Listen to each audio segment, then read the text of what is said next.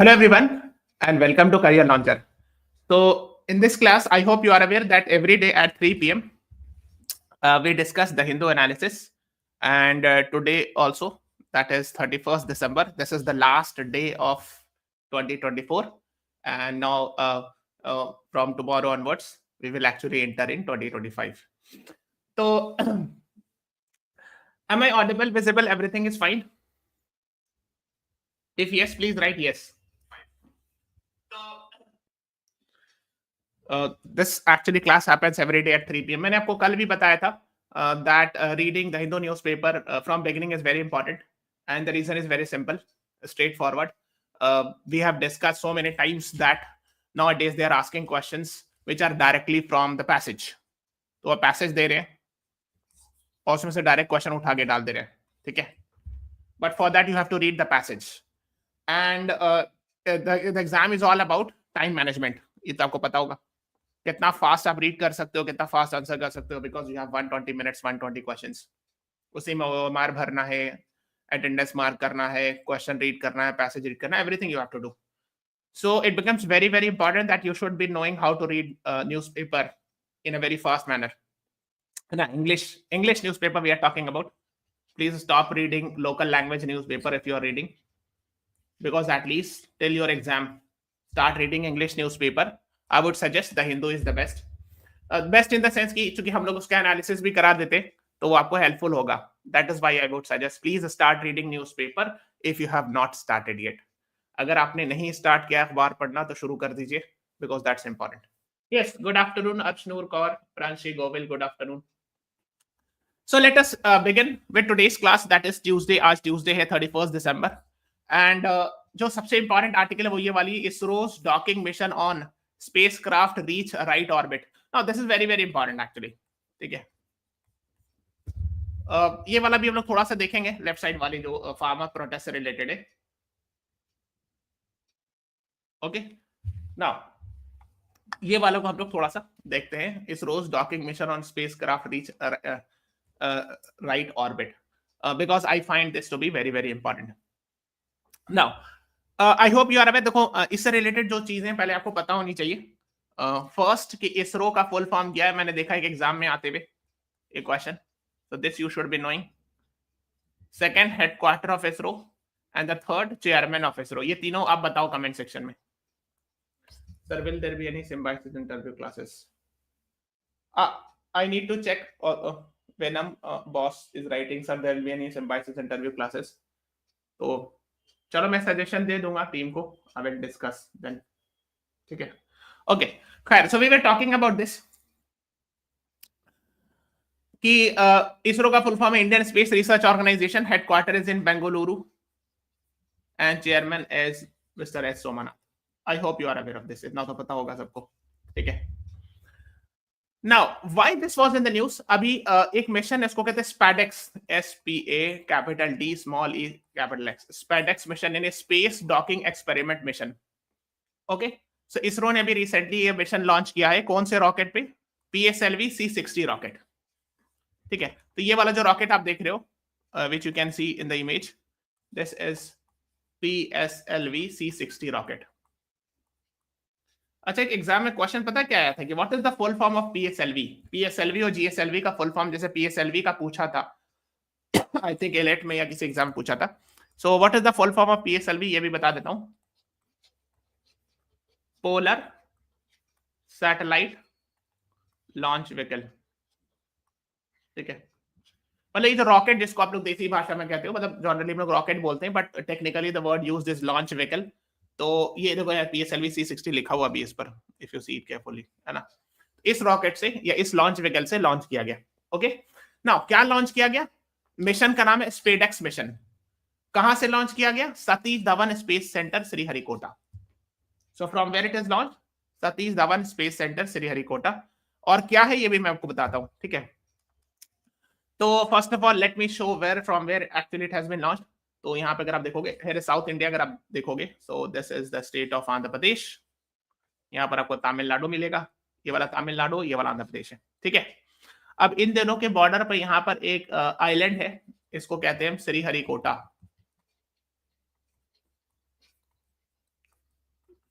Island, ठीक है। इस आइलैंड से लॉन्च करते हैं, ISRO launches a lot of satellites from here, Sriharikota island, and that's called as Satish Dhawan space centre. तो यहाँ से बहुत सारे rockets, most of the rockets, not all but most of the rockets of ISRO's are launch from here, ठीक है। और ये Sriharikota island कौन से स्टेट में आता है? आंध्र प्रदेश में कि तमिलनाडु में? So the answer is Andhra Pradesh. मतलब ये इस आंध्र प्रदेश में आता है, not in Tamil Nadu, although it is somewhere around the border. इतना आपको पता होना चाहिए, ओके, ठीक है। इसे अगर आप देखोगे, अगर आप ये रॉकेट की फोटो देखोगे, नीचे लिखा हुआ है SDSC श्रीहरिकोटा लिखा है। SDSC mean Satish Dhawan space centre, उसके नीचे लिखा SHAR Sriharikota high altitude range करके होता है कुछ, ठीक है। और फिर उसके नीचे लिखा है Sriharikota, from where actually the satellites are launch, ठीक है, ओके। नाउ अब इसमें क्या है, तो इसमें दो टारगेट्स, पेलोड्स है। पेलोड का मतलब क्या होता है, पहले आपको ये समझना होगा। पेलोड जो होता है ना, यहां होता है टॉप, इसके अंदर बस होता है, जो मेन चीज होती है रखी हुई, जिसके लिए वो भेजा जा रहा है, जो सैटेलाइट रख के अंदर भेजा जा रहा है, वो इसमें होता है। तो बोलोगे सर ये बाकी रेस्ट ऑफ द थिंग में क्या होता है? रेस्ट ऑफ द थिंग में एक्चुअली मतलब फ्यूल होता है, मशीन, इंजन वगैरह होते हैं, बट मेन जिसको भेजना है सैटेलाइट को, वो टॉप में होता है, इसको पेलोड कहते हैं, ठीक है। अब देखो पेलोड है क्या, what actually is the payload? So there are actually two things जो कि इसमें लिखा है। One is called as chaser, another is called as target, SDX-01, SDX-02, along with other 24 payloads, लेकिन ये दोनों मेन है, चेजर और टारगेट। तो पहले तो आपको ये समझना है कि ये मिशन है स्पेस डॉकिंग मिशन, देखा ना, स्पेस डॉकिंग एक्सपेरिमेंट, यानी मेन चीज है कि स्पेस में डॉकिंग कराना है, this is the main thing. अब आप पूछोगे सर डॉकिंग क्या होता है? तो अगर हम शिप की लैंग्वेज में करें, डॉकिंग मतलब क्या होता है? जैसे अगर आप if you live around let's say any coastal city, let's say you live in Mumbai, Chennai और any other coastal city, Visakhapatnam, you get to know the word docking is used in case of ship. अगर ship जब port में जाके लग जाती है तो उसको कहते हैं docking, yes, that's called as docking. Similarly space में डॉकिंग क्या होगा? स्पेस में डॉकिंग का मतलब है ये देखो, यहां पे आप देखोगे एक और ये दो सैटेलाइट्स है, दोनों में से एक टारगेट होता है और एक चेजर होता है। I think this would be the target if I am not wrong, and this would be the chaser, वही बता रहे। मतलब एक रुका रहेगा सैटेलाइट जाकर के और ये इसमें जाकर के अटैच हो जाएगा, ठीक है। So it will go, it will move, this will move and go and get attached. इसको कहते हैं डॉकिंग, स्पेस डॉकिंग। सो ये एक्सपेरिमेंट किया गया है, तो दो सैटेलाइट्स, दो मेन पेलोड भेजा गया है, एक को स्टे एयर में स्टे किया जाएगा स्पेस में, और दूसरे को जाके उस पर अटैच किया जाएगा मूव कराकर। So we will get to know, I think around after 5-10 days we will get to know that whether the docking has been done successfully or not. तो ये अभी जो है लॉन्च किया गया, ओके, इसको SpaceX मिशन नाम दिया गया। So now the thing is why this is so important, we will discuss that as well, कि क्यों इतना इंपॉर्टेंट है, ये इतना ज्यादा इंपॉर्टेंट क्यों, इसको हम लोग जानेंगे, ठीक है। सो उससे पहले हम लोग एक चीज जाने कि SDX-01 इज चेजर, है ना, एक जो है चेज करके जाके और एक टारगेट रहेगा जिसको जाकर के उसमें अटैच हो जाएगा, ओके। नाउ अगर आप देखोगे यहाँ पे भी लिखा है, and these are some of the things, ISRO's PSLV 660, ये रॉकेट का नाम है, ये लॉन्च व्हीकल का नाम है जिससे ये लॉन्च किया गया, स्पेस डॉकिंग एक्सपेरिमेंट किया गया, प्लस 24 अदर स्मॉल पेलोड्स भी उसमें, है ना। मेन जो है 2 बड़े पेलोड्स हैं और बाकी 24 एक्सपेरिमेंटल पेलोड्स, ओके। नाउ अब आपको जानना है, first now we have to understand that why space docking is so important. मतलब हम इसका करेंगे क्या, है ना, इसका क्या होगा, मतलब इसरो इससे क्या बेनिफिट मिलेगा, ये क्वेश्चन है कि अगर ये जाकर के इससे जाके अटैच हो जाए, so what is the benefit of that? So the benefit is related with this. पहले आपको ये समझना होगा इंटरनेशनल स्पेस स्टेशन, तब आप समझ जाओगे। I hope you are aware, this is called as International space Station, ISS, okay. अब ये इंटरनेशनल स्पेस स्टेशन जो है, this has been made not by one country but by NASA, USA, Roscosmos of Russia, European Space Agency, Japan Space Agency and Canada Space Agency. इन लोगों ने मिल करके एक ISS यानी इंटरनेशनल स्पेस स्टेशन बनाया है। इसमें होता यह है कि आप ऐसे समझ लो, जैसे ये अर्थ है और उसके अराउंड है ना 400 किलोमीटर के डिस्टेंस पर ये मूव कर रहा है, यही इंटरनेशनल स्पेस स्टेशन। तो उसमें होता है कि जब रिसर्च के लिए जाते हैं, ये एक तरह का स्टेशन है, तो जैसे रिसर्च के लिए रॉकेट लॉन्च हुआ और यहाँ पे जाके डॉक कर गया, तो यहाँ पे जैसे डॉक कर गया, जैसे अगर आप देखोगे गौर से, जैसे ये मतलब क्रू 5 ड्रैगन, ये आया अर्थ से और यहाँ पे जाके डॉक कर गया। सिमिलरली ये सोयूज है रशिया के, ये आके डॉक कर गया। CRS-26 ड्रैगन यहाँ जाके डॉक कर गया, जाके वहां जाके अटैच हो जाता है, फिर वहां लोग रहते हैं कुछ दिन के लिए। स्पेस स्टेशन कैसा होता है ना, वहां जाके लोग रहते हैं। Like for example, you must have heard about Sunita Williams. So Sunita Williams has gone into the space. She's actually in International Space Station and she's supposed to come back. तो उन पर मैंने एक वीडियो बनाया है, आप बस YouTube पे जाके सर्च करना Sunita Williams stuck in space, फिर लिखना career launcher law entrance, just write this and you will get a video, go and watch it. ठीक है। तो अब इसमें करना यह है कि क्यों इसका इंपॉर्टेंस है डॉकिंग का, इसलिए कि अगर फ्यूचर में इंडिया को ऐसा सेपरेट बनाना हो international space station, if we want to have our own international space station, तो जब इंटरनेशनल स्पेस स्टेशन बनता है, जो इसमें 3 4 5 हिस्सा भेजा गया होगा अर्थ से और जाके जोड़ के बनता है। ठीक है।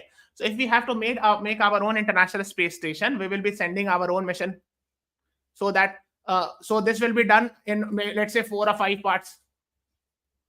अर्थ से भेजा गया होगा, जैसे China is making its own international space station, तो एक पूरा स्पेस स्टेशन एक बार में तो नहीं भेजा गया होगा ना, एक पहले भेजा गया, फिर दूसरा, तीसरा हिस्सा, चौथा हिस्सा, 4-5 parts were sent and then it got assembled in the space और docking in the space.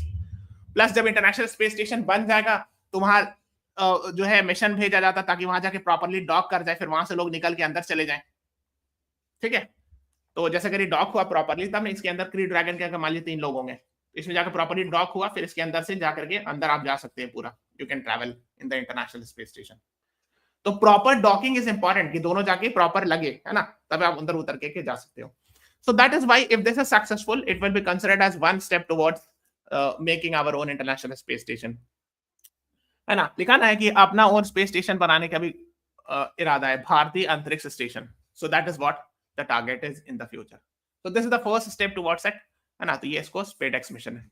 Is it clear और do you have any issues, any question?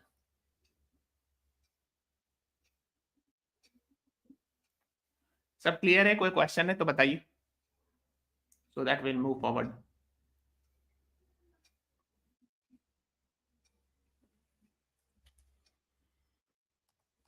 Okay, है ना। So SpaceX mission, ISRO aims to exhibit technology needed for spacecraft rendezvous, docking, undocking etcetera and all. ठीक है। ठीक है। Docking मतलब वही जाके मर्ज मतलब अटैच होना, अनडॉकिंग मतलब वहां से निकल के बाहर आना। ठीक है। रॉन्डेवू मतलब होता है सीक्रेट मीटिंग प्लेस। ठीक है। यानी that's these are the terms which are used in space technology. Okay, let's move on to the next topic. On the first page, there was an article about Band success, safe armor, Supreme Court take up case today. तो इसमें क्या है कि कुछ चीज हम लोग पता होना चाहिए, वो ये है कि जैसे फार्मर प्रोटेस्ट हो रहा है, so main thing is about कि MS Swaminathan formula, MS Swaminathan committee's formula needs to be implemented regarding MSP crop. ये क्वेश्चन एक्चुअली आया हुआ भी है ना, कि MS Swaminathan actually question reverse आया था, लेकिन I am asking it in a reverse way. MS Swaminathan committee ने MSP का फॉर्मूला दिया था। What is that formula? Can anyone write in the comment? And they are asking for legal guarantee, कि legal law बना करके आप guarantee दो कि you will buy our crops at this price if no one is going to buy. What is that MSP calculation? Can you please tell me? I think few days back also we had discussed MSP के लिए. It's actually C2 plus 50%. है ना। Question actually reverse में आया था exam में कि C2 plus 50% formula is given by which committee? So the answer was MS Swaminathan committee. ठीक है। तो एक्चुअली क्या है, देखो कई तरह का एक्सपेंडिचर्स होता है जब आप फार्मिंग करोगे तो। Yes Arshnoor Kaur, very good, you are right. एक होता है A2 कॉस्ट, यानी अगर आप कोई फील्ड में खेती कर रहे हो, you are doing farming, so you will have some cost of seed, fertiliser, pesticide, labour, fuel, irrigation, ये सब खर्चा होगा ना, तो वो A2 में आ गया। FL जो होता है वो ये होता है value of unpaired family labour. अगर आप मान लीजिए कोई बंदा काम कर रहा है इस फील्ड में, उसके सारे घर वाले मिलके काम कर रहे हैं, उसको भी तो ऐड करोगे, हालांकि उन्होंने उनको सैलरी नहीं दिया। अब मान लीजिए कोई पापा हैं, उनके बच्चे भी लग गए, भाई बहन सब लग गए काम करने के लिए, तो उनको तो पेमेंट नहीं मिलेगी, इसी घर के लोग हैं, बट आइडियली वो भी तो काउंट होना चाहिए ना, because otherwise they would be working in someone else field and earning money. उसको FL कहते हैं। ठीक है। तो C2 जो होता है वो क्या होता है, A2 प्लस FL भी हुआ, plus imputed value of rentals भी। रेंटल्स मतलब जो अगर जमीन है, जिस जमीन पे आप खेती करें, मान लीजिए आप ही की जमीन है, if it is your land, but if you have not done agriculture in your land, you could have rented to someone else and you could have got some rent. अगर आपने खुद नहीं खेती की होती, किसी और को रेंट पे दे रहे थे, तो उस रेंट पे पैसा भी तो अटता। अगर आपकी अपनी जमीन है तो उस पर रेंट आता, जो कि अगर आप किसी और को रेंट पे दे देते, लेकिन आपकी अपनी जमीन, आपने खुद खेती की, तो उस रेंट का भी वैल्यू ऐड होना चाहिए आइडियली, है ना। सो C2 जो आता है उसमें A2 plus FL plus rentals, imputed rentals से होता है।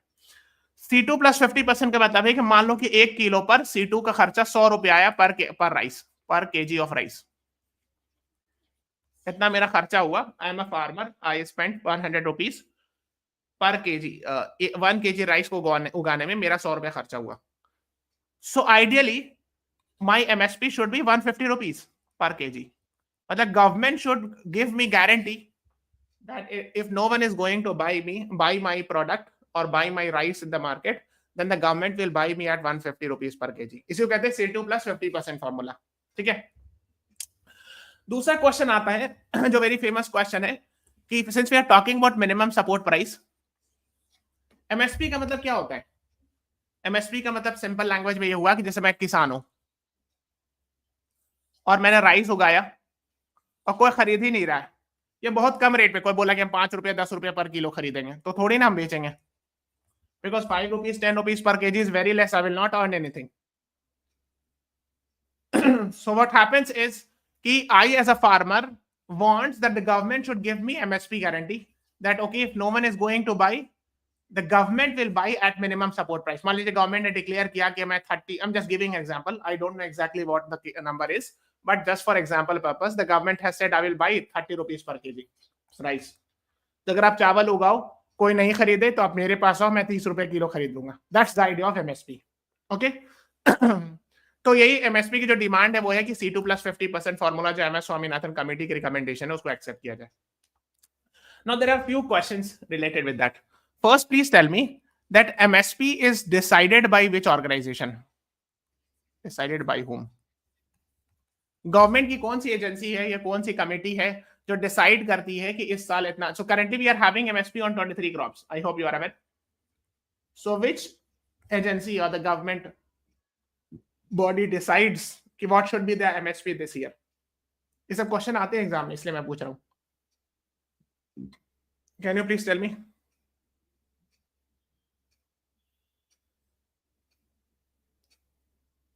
So the answer is agriculture department, not agriculture department. No, वो उतना सही statement, central government central level पे डिसाइड होता है, commission on agriculture cost prices. Ashnoor Kaur, your answer is partially correct. Actually देखो होता क्या है, CACP जो है सिर्फ रिकमेंडरी बॉडी है, इट एडवाइजेस या रिकमेंड्स द गवर्नमेंट कि इस साल 23 क्रॉप्स की MSP इतनी होनी चाहिए, but the final decision is taken by CCEA। सो अगर ये क्वेश्चन पूछा जाए who decides MSP in India, so the answer is CCEA, cabinet committee on economic affairs. ये बहुत सारे एग्जाम में मैंने क्वेश्चन देखा है, that is why I am telling you. Okay, so advisory is CACP, commission on agriculture cost and prices, and finally I mean it is given, the advice is given and the final decision is taken by CCEA। ठीक है, तो advice मान भी सकती है, नहीं भी मान सकती है। ठीक है, so the final decision is CCEA, cabinet committee on economic affairs। so this you should know। now here's the next question, and that was also in the first page, there was a news yesterday, a former US president died। who is he? या who was he, because was हो जाना चाहिए, अब तो उनका death हो गया। who was the person, साफ साफ लिख देता हूं, who was the US president who died? कल एक फॉर्मर US प्रेसिडेंट थे, उनकी डेथ होगी 100 years of age में। So he actually literally he had achieved century. Yes, Pranshi Govil, very good. Right answer is Jimmy Carter. Now एक दो चीज और आपको बताना है, he belong to which political party, because there are only 2 famous political parties in America, and he was president of US from what was the tenure, मतलब कब से कब तक रहे थे president? Can anyone tell me? Jimmy Carter, he died at the age of 100 years।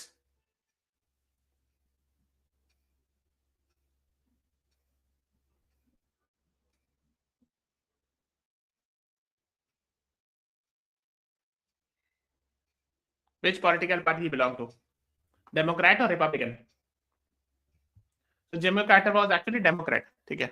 So former US President Jimmy Carter dies at 100. Okay. So he was actually from Democrat Party.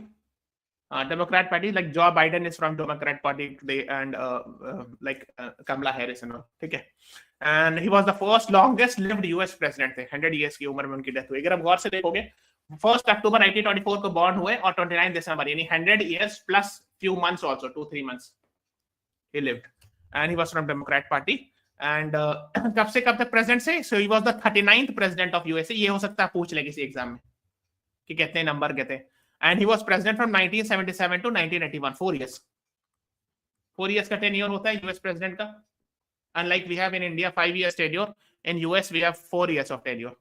तो ये और भी बाकी पोस्ट पे रहते हैं, जैसे member Georgia state governor भी रहते हैं, but this is the most important one, that he was the 39th US president from 1977 to 81. Okay, so just remember it. Now let's talk about editorial. तो मैंने आपको बताया फर्स्ट पेज से we will directly move towards page number 6. ठीक है, तो ये page number 6 है, ये एडिटोरियल है. तो है ना, तो दिस इज द एडिटोरियल. तो first main editorial it is talking about Sheikh Hasina extradition demand India's options. अच्छा ये बताओ एक्स्ट्राडिशन का मतलब क्या होता है? Can you not tell me what is extradition? I am waiting for the response. अच्छा, since we are talking about Sheikh Hasina, I have already made a separate video on it. If you have not watched it, please go and watch. आपको करना है YouTube पे जाना है, search करना है Sheikh Hasina resigns career launcher law entrance. You will get a video. Click on the video and watch it. ठीक है. इसमें मैंने बताया था डिटेल की Sheikh Hasina was the prime minister of Bangladesh till August, है ना, 4 or 5 August, and after that she had to resign and all these things. Later on we have an interim leader or interim advisor, Mohammad Yunus, who is actually the main de facto leader of the country or the leader of the country. So now actually she left and she is now currently in India. तो extradition का मतलब क्या होता है, कोई बता सकता है? एक्स्ट्राडिशन का मतलब होता है कि लीगली देखो, जैसे फॉर एग्जांपल मान लो इंडिया से कोई, जैसे Vijay Mallya ran to left the country and he went to UK. तो अब विजय माल्या को वापस लाना, because there are lot of allegations against him of let's say deceiving the bank or not returning the loans etc. तो इसके लिए गवर्नमेंट ऑफ इंडिया क्या करेगी? यूके की गवर्नमेंट से बात करेगी कि please return the person back because there are lot of cases against him and we want to try and the case and all. तो इसी को एक्स्ट्राडिशन कहते हैं कि गवर्नमेंट जो दूसरे गवर्नमेंट से बात करेगी कि जो आदमी है उन पर क्रिमिनल केस चल रहा है, जो भी है, आप हमको वापस दे दीजिए इस आदमी को. And there is for that there is a treaty, extradition treaty होती है. तो क्रिमिनल्स या प्रिजनर्स या अंडर ट्रायल प्रिजनर्स को एक्सचेंज कराने के लिए. So similarly, so Bangladesh Prime Minister, she is actually in Delhi. So the Bangladesh government has officially requested government of India to give Sheikh Hasina back as an extradition, because according to the current Bangladesh government, there are a lot of cases and there are a lot of cases against her, and she needs to be extradited back. Okay, so that is what is being talked about. अब देखो इसमें है ये कि जो the two authors who are talking about this, months after ousted Bangladesh Prime Minister fled to New Delhi. months मतलब अगस्त में ये हुआ था, उसके कुछ महीने बाद the Bangladesh government on 23rd December 2024 has formally asked India to extradite her back for judicial process. यानी 23 दिसंबर को ऑफिशियली बांग्लादेश गवर्नमेंट ने इंडियन गवर्नमेंट को लिखा कि आप हमको वापस दे दीजिए, please give her back because we want to judicial process. Judicial process मतलब कि उनके खिलाफ कुछ केस वगैरह चलेगा in judiciary and all. That is what this says. So Dhaka sent a note verbal to India's External Affairs Ministry on the same day. The press secretary of Bangladesh chief advisor saying, "We want our relation with India to be based on fairness, equality and dignity." तो जो chief adviser हैं बांग्लादेश के, मतलब मोहम्मद यूनुस, उनके press secretary ने कहा कि we want कि इंडिया के साथ फेयरनेस, इक्वालिटी एंड डिग्निटी के साथ रिस्पेक्ट के रिलेशन हो, and that is why we want Sheikh Hasina to be back. In fact, she was declared absconder for not surrendering after leaving Dhaka on 5th August 2024. Absconder मतलब क्या होता है? Absconder एक और इंग्लिश वर्ड लिखा था, fugitive. Fugitive और absconder more or less same word होता है, जिसको हिंदी में कहते हैं भगोड़ा. मतलब one who has left the country and it is wanted by the government or the law enforcement agency. So उसको absconder word लिखते हैं. So officially absconder भी declare कर दिया गया. And she has been charged with conspiracy to eliminate the students involved in protests and mistreatment and killing of hundreds of protesters, and which are labeled as genocide and crime against humanity. तो उन पर बहुत सारे cases हैं जैसे genocide, crime against humanity, killing of protesters, etc. That is what you should be knowing it. The state machinery, मतलब वहां की गवर्नमेंट ने कहा कि we are collecting evidence for the prosecution. Prosecution मतलब उनके अगेंस्ट केस चलाना, to initiate a case, to initiate a case against them, against her, है ना? So that is what is being talked about. The Dhaka-based International Crimes Tribunal on 17 October issued arrest warrant against Miss Hasina. तो international crime tribunal है, कोई court होगी या tribunal होगी ढाका में, उसने अरेस्ट वारंट भी इशू किया against miss Hasina and 45 other cabinet ministers and all.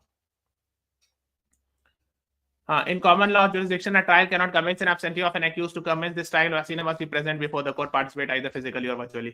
इसमें लिखा हुआ ये है कि कॉमन लॉ जुरिस्डिक्शन के हिसाब से कि किसी के खिलाफ केस तभी चल सकता है जब वो बंदा लेडे मेल या फीमेल जो भी आदमी है वो प्रेजेंट होना चाहिए कोर्ट में, आइदर फिजिकली और virtually. That is what is being talked about. That is तो इसमें अब उतना डिटेल नहीं जाना. We are not going in that detail of the code of criminal procedure and all. इतना डिटेल नहीं पता उनके, but I have a basic idea about Sheikh Hasina extradition and all. ठीक है, तो मैंने एक सेपरेट वीडियो ऑलरेडी बनाया है इस पर, that's the Bangladesh PM resignation and all. Please go and watch it. ठीक है, now let us talk about side में एक आर्टिकल थी that is talking about rupee's rapid stumble poses a fresh challenge for the economy. मतलब ये बता रहे कि rupee is depreciating, is getting weakened, है ना. रुपया कमजोर होते जा रहा है, जिसको हम लोग देसी भाषा में कहते हैं, मतलब हिंदी में रुपी इज गेटिंग वीकेंड. तो जैसे अब क्या है ना, it actually came precariously close to 86 mark before reading at 6.53. मतलब समझो $1 85.53 रुपीस के इक्वलेंट हो गया. ठीक है, तो इसमें इश्यूज क्या होते हैं? ठीक है, हम उतना डिटेल में नहीं जा रहे, बट इसमें दो चीजें होती. जब रुपी वीकन होता है सो एक्सपोर्ट को पॉजिटिव इंपैक्ट पड़ता है, लेकिन इंपोर्ट को नुकसान होता है. अब बोले सर एक फायदा तो हो रहा है कि exporters are getting benefited, but you have to understand one thing that India is primarily import driven economy. खास करके ऑयल, नेचुरल गैस सब इंपोर्ट करना पड़ता है. Almost 85% of the crude oil we import because we do not have. ठीक है, तो natural चीज है ना. So of course if the rupee is getting weakened then of course the import becomes costly, the import bill. उससे हो सकता है ऑयल, नेचुरल गैस का दाम भी बढ़ जाए in India domestic market and all. ठीक है, so that is what actually they are saying ki rupee weaken hona is not a very good sign in India. It is not considered as generally very good. Okay, so that is what is being talked about here. Okay, now फिर इसमें उतना detail नहीं जाना है. H1B visa, Donald Trump factor and all. तो अभी Donald Trump तो आए नहीं है, तो उससे पहले उतना अभी से स्पेकुलेट करना, I don't know whether it's true और नॉट, बट लेट अस सी, है ना. Okay, now let's move on. नीचे में एक आर्टिकल थी, states and the danger of poorly manufactured drugs. जब यहाँ पे ड्रग्स की बात हो रही है तो ये मेडिसिन की बात हो रही है. You have to understand it. Actually होता क्या है कि चूंकि ऐसा वर्ड है, एक ड्रग्स जो होता है वो नशा वाला ड्रग्स होता है. So for that there is a law, NDPS, narcotics drugs and psychotropic substance act, और एक एजेंसी है नार्कोटिक्स कंट्रोल ब्यूरो जो कि रेगुलेट करती है. तो ensure that there should not be any drugs supply in India because drugs will destroy the youth. It is considered as a security problem in India कि अगर drugs का लेना, अगर यंग यूथ लेना शुरू कर दे तो पूरा समाज सड़ जाएगा, बर्बाद हो जाएगा. That is why it is prohibited. यहां पे जो ड्रग्स की बात हो रही है वो दवा की बात हो रही है. इन दिस ऐसे और in this article the author is talking about drugs means here दवा, मेडिसिन.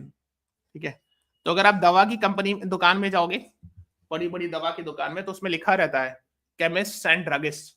तो वो ड्रग जो है वो नशा वाले ड्रग्स की बात नहीं करें, मेडिसिन की बात करें. इसके लिए भी एक रूल है, ड्रग्स एंड कॉस्मेटिक्स एक्ट. तो यहाँ पे लिखा होगा आर्टिकल में, ड्रग्स एंड कॉस्मेटिक्स एक्ट लिखा है. हाँ, drugs and cosmetics act 1940.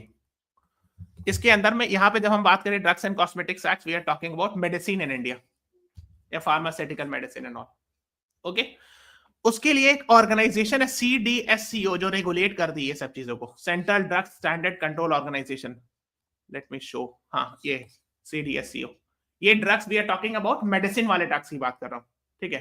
So it's a national regulatory body for cosmetics, pharmaceuticals and medical devices. Cosmetics मतलब जो पाउडर वगैरह होता है या क्रीम वगैरह के लिए, फार्मास्यूटिकल मतलब दवा, मेडिकल डिवाइस भी होते हैं ना, जैसे मेडिकल डिवाइस को रेगुलेट वगैरह करने के लिए, जैसे मान लो व्हील चेयर है, वो भी एक तरह का मेडिकल डिवाइस है बेसिक लेवल का। There are other medical devices also.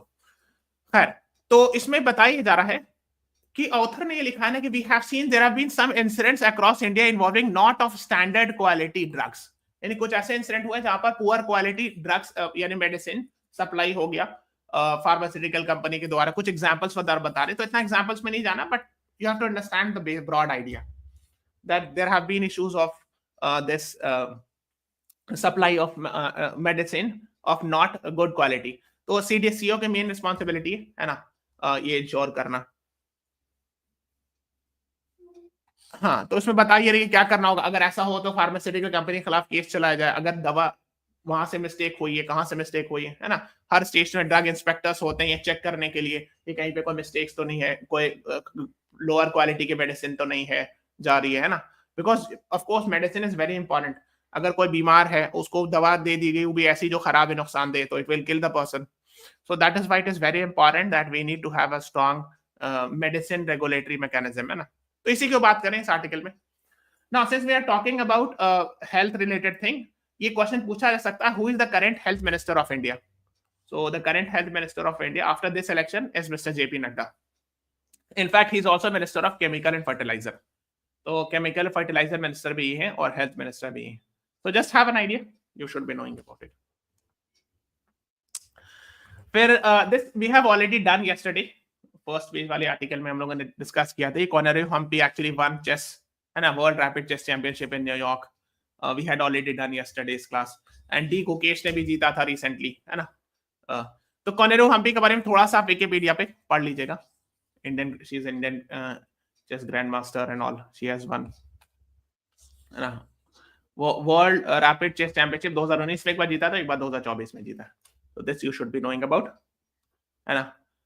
Then D Kukesh अभी recently news में थे, and I hope you are aware he was recently in news 2 weeks back because he won World Chess Championship 2024 in Singapore and became the youngest, है ना, 18 साल 195 days के, 18 years 195 days के, है ना।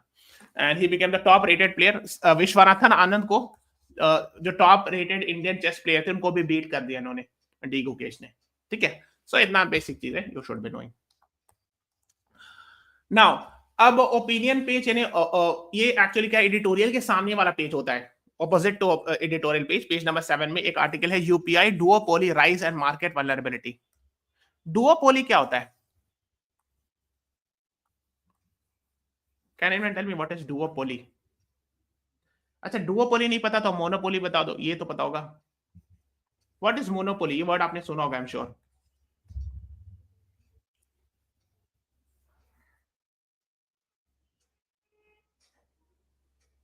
And generally monopoly is considered as bad, है ना।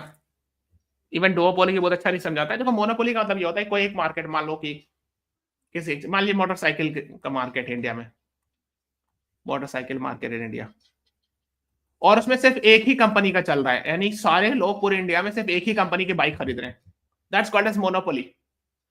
वो नेचुरल रीजन से भी हो सकता है या उसको डिस्टॉर्टेड भी हो सकता है, गवर्नमेंट सपोर्ट मिला हो या कुछ और सपोर्ट मिला हो, ऐसा भी हो सकता है, ठीक है। सो जनरली मोनोपोली नहीं अच्छा समझा सकता है, इसलिए कि मार्केट में एक ही कंपनी रहेगा तो क्या खराबी है? खराबी ये है कि इसका कंपटीटर नहीं रहेगा, तो ये इंप्रूव नहीं करेगा, ये जितना चाहे उतना ही प्राइस रख देगा। So monopoly is generally considered as bad। duopoly मतलब है कि दो कंपनी सिर्फ मार्केट में। duopoly means in this sector there are only two companies which are actually holding the entire market। तो उसमें बताइए ना कि यूपीआई के में डुओपोली है, यानी दो ही मार्केट कंपनी जो है वो पूरा होल्ड किया हुआ है मार्केट को। ओके, नाउ यूपीआई तो everyone knows, I am sure UPI तो जानते होंगे, जो आप लोग पेमेंट करते हो क्यूआर कोड से, मतलब न्यू जनरेशन नोज इट। तो I am not going to explain an unified payment interface because I am sure you must be using it. ठीक है. तो यूपीआई में एक आर्टिकल जो उन दोनों ने लिखा है, तो इसमें इतना डिटेल नहीं जाना, नंबर्स बस नहीं पढ़ने, जो बस मेन जो उन्होंने हाईलाइट किया वो ये हाईलाइट किया है कि यूपीआई में दो मेजर पार्टी है, एक है फोन पे और दूसरा है गूगल पे. इन दोनों ने मिलकर के 85% मार्केट को कैप्चर कर रखा है, मतलब पेटीएम में 7.2%. सो दे इज सेइंग इट कि फोन पे और गूगल पे का ही मतलब दबदबा है एक तरह से यूपीआई में. So that is what he is referring to. He नहीं, they are referring to it as duopoly. नहीं कि दो कंपनी का मेन होल्ड है ना इस पूरे सेक्टर में. That is what he is talking about. He और she, he and she, I mean they are talking about. ठीक है. दूसरी चीज ये कि यूपीआई जो है इंडिया में किसकी हेल्प से बना है. So the main organisation which is responsible is NPCI. आपने नाम सुना होगा. Please read about national payment corporation of India. This is important. It is a division under RBI. ये आरबीआई का इनिशिएटिव है. ठीक है. और इसके अंडर एनपीसीआई के अंडर बहुत सारी चीजें बनाई गई, प्रोडक्ट्स है ना, जैसे Aadhaar enabled payment system, Bharat bill payment, भीम ऐप आपने नाम सुना होगा, है ना. फिर रूपे नाम सुना होगा, यूपीआई. हाँ, तो मेन जो यूपीआई बनाने में जिसके हाथ है वो एनपीसीआई का ये रोल है. Bharat QR, UPI light, UPI 123, इस आपने नाम सुना होगा. डिजिटल रूपी, आईएमपीएस ये सुना होगा, आई एम श्योर. आईएमपीएस से ट्रांसफर होता है money. Okay, so these are actually made by NPCI, national payment corporation of India. So please read it. In fact ATM को जो लिंकिंग वगैरह होता है उसमें भी एनपीसीआई का रोल होता है. So the entire India we have ATM and all those ATMs are actually linked and regulated with the help of NPCI, National Payment Corporation of India. ये आपने लोगो देखा होगा. अगर आप ये जो है ना, ये NPCI का ही लोगो है. आई am sure you must have, when you have done UPI transaction, you must have seen this लोगो. ये आपने देखा होगा. जो भी ऐप से आप ट्रांसफर करते होगे मनी, आपने ये लोगो देखा होगा, I am sure. And that's a logo of NPCI. ठीक है. फिर एक पेज नंबर 8 में टेक्स्ट एंड कॉन्टेक्स्ट में आर्टिकल थी, और इंडियाज ऑब्लिगेशन टुवर्ड्स रोहिंग्या. तो इसमें क्या है कि आपको एक चीज बताना चाहिए कि Rohingya is the world's largest stateless population. ये क्वेश्चन आया था किसी एग्जाम में. I was seeing the PYQ. उसमें एक क्वेश्चन आया था कि which of the following is the world's largest stateless population, और 4-5 ऑप्शन था. उसमें answer is Rohingya. So here is India. This is Myanmar या बर्मा, उसका ओल्ड नेम है. और यहाँ पर एक स्टेट है Rakhine state. So from this Rakhine state, this Rohingya population used to live there, and they have witnessed state's persecution and all, and because of which they have gone to Bangladesh, India, and different places. उनको जाना पड़ा because वहाँ उन पर मतलब like operation हुआ government के द्वारा and all, and that is why they had to leave and all. So these are the things you should know. So they have faced persecution, abuse for decades and all, and many of them are forced to live in camps in Rakhine state. Okay, एक page number 10 में article थी demographic data to stop influx from Myanmar. ये जो है ना यहां से रिलेटेड, नॉर्थ ईस्ट से रिलेटेड. लोग एक्चुअली क्या है आप देखोगे, म्यांमार एक और चीज के लिए फेमस है. यहाँ पर ड्रग्स का कारोबार होता है बहुत ज्यादा. इनफैक्ट यहाँ पर स्पेसिफिकली आफ्टर एक्चुअली हुआ ये था कि 1 फरवरी 2021 को we have seen military coup. उसके बाद we have seen the rise of drugs trade here. तो जैसा कि आपने देखा होगा, जैसे ओआरएफ वेबसाइट कई जगह आया था कि Myanmar was the second largest opium producer. Opium जो एक तरह का नशावर प्रोडक्ट होता है, ड्रग्स होता है, एंड वो बहुत ही हार्मफुल होता है. Of course it can damage youth, the entire youth and all. तो इसमें बहुत सारे इश्यूज ये थे कि कई बार नॉर्थ ईस्ट स्टेट में यहाँ से मतलब there are fears that the drugs trade will increase and it will impact the society in the northeast of India and all. तो इसलिए काफी ज्यादा ये न्यूज में था. दूसरी बात ये कि एक कॉन्सेप्ट था फ्री मूवमेंट रिजीम का, इसको पढ़िएगा. This was start by the government. Please read about it. इसको पढ़िएगा थोड़ा सा. ठीक है. सो अच्छा, why is influx happening? Because मैंने बताया यहाँ मिलिट्री कू आ गया है, तो यहाँ पे इंस्टेबिलिटी नहीं है. There is instability. मिलिट्री को आया था 1 फरवरी 2021 को, means military came to power and overthrowing the democratic government. तो उसके बाद हुआ ये कि people started going here also. कई बार क्या होता है कि लोग क्योंकि मिलिट्री इंस्टेबिलिटी है तो दूसरे कंट्री में जाते हैं and for refugee and all. So these are some of the issues which is being highlighted here. तो नॉर्थ ईस्ट में we have seen issues of this problem of demography. Demography मतलब होता है पॉपुलेशन, है ना. तो लोगों की पॉपुलेशन अगर बढ़ जाएगी, अगर if you allow if you open the border and all. So these are some of the issues you should be knowing. Okay, है ना. Centre inks contract for AIP torpedoes for submarine. AIP जो होता है ना, एक technology होती है, air independent propulsion system, वो DRDO डेवलप करेगी, जो कि यूज होगा सबमरीन्स में, पनडुब्बी में. ठीक है. So these are the technologies. Then another is torpedoes for submarine. Torpedo जो है एक तरह का मिसाइल टाइप समथिंग होता है जो सबमरीन में यूज किया जाता है. सो ये सब टेक्नोलॉजीज के लिए अग्रीमेंट साइन किया गया by DRDO and all. Okay. और यहाँ पे अगर आप देखोगे, है ना, Mazagon Dock Shipbuilders Limited ने agreement worth around while the contract of integration and developed by DRDO और फ्रांस की कंपनी नेवल ग्रुप, उसके साथ मिलकर के एग्रीमेंट साइन किया गया. ठीक है. सो जस्ट रीड इट, इसमें बहुत सारी डिटेल नहीं जाना है. फिर एक और ये बिजनेस न्यूज थी, इसको आप चाहो तो स्किप भी कर सकते हो. देखो अदानी ग्रुप में, ये अदानी ग्रुप है, इनके बहुत सारे सब्सिडरीज होते हैं, उसमें एक कंपनी अदानी विल्मर.